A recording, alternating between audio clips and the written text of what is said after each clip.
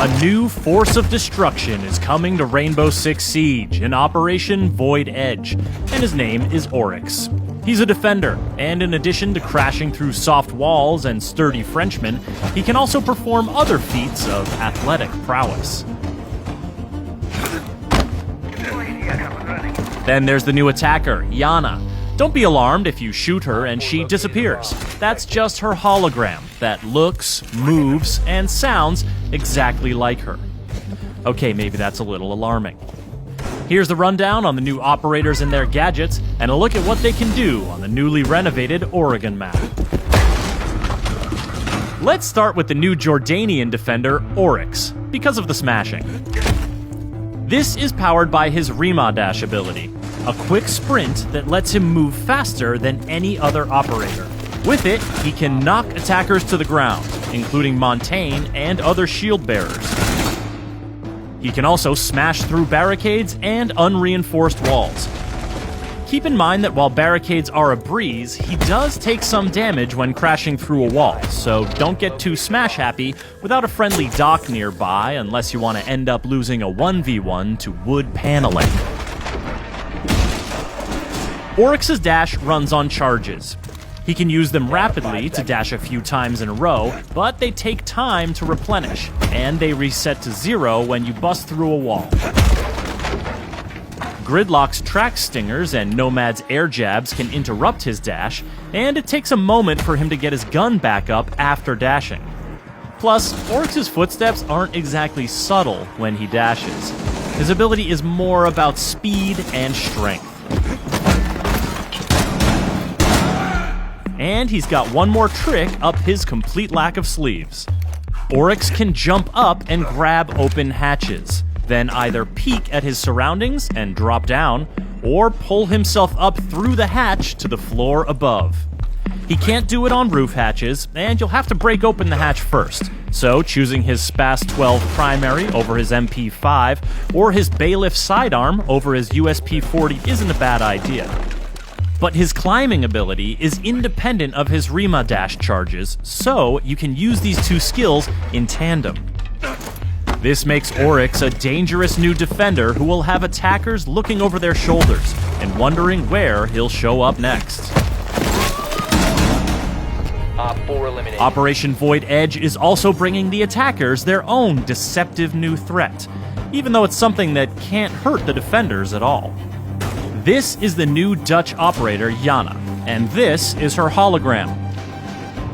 Using her Gemini replicator gadget, Yana creates and controls a hologram that looks like her, including her headgear, uniform, and primary weapon skin. Moves like her, with the exception of rappelling or climbing ladders, and sounds like her.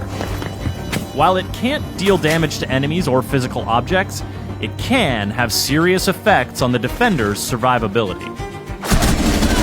In addition to scouting traps, but not triggering them, Yana can make defenders think she is breathing down their necks, and bait them into throwing their C4, or dupe Smoke or Goyo into triggering their gadgets prematurely. After all, when a defender sees the hologram peek around a corner, or hears it in a hallway, how are they to know it's not the very real and very dangerous Yana? Convincing as it is, the hologram is fragile. One bullet will destroy it, as will electricity or mute jammers.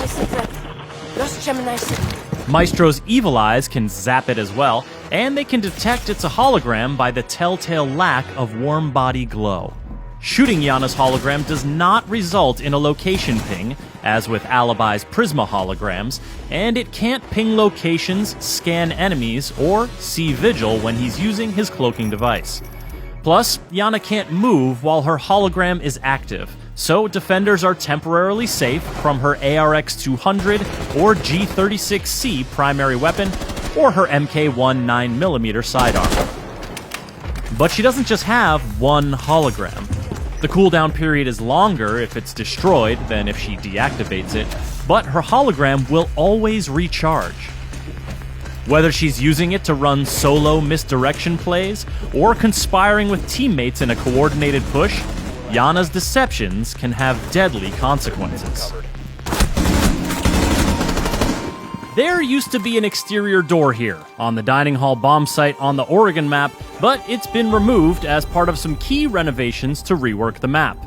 The nearby small office tower has been expanded on both levels, giving defenders more room to work with when keeping attackers at bay.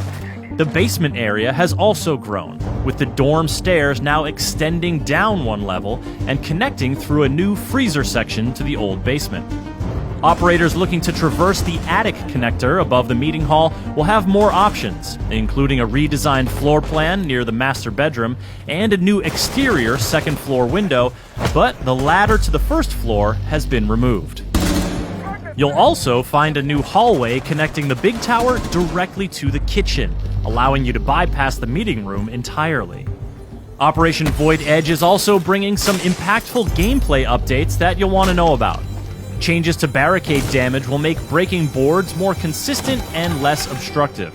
Attacker drones will now spawn on the same side of the building as the attacker's first spawn location choice, and the player hub will be revamped for improved navigation. These updates, as well as the Oregon map rework, will be free for all players when Operation Void Edge launches.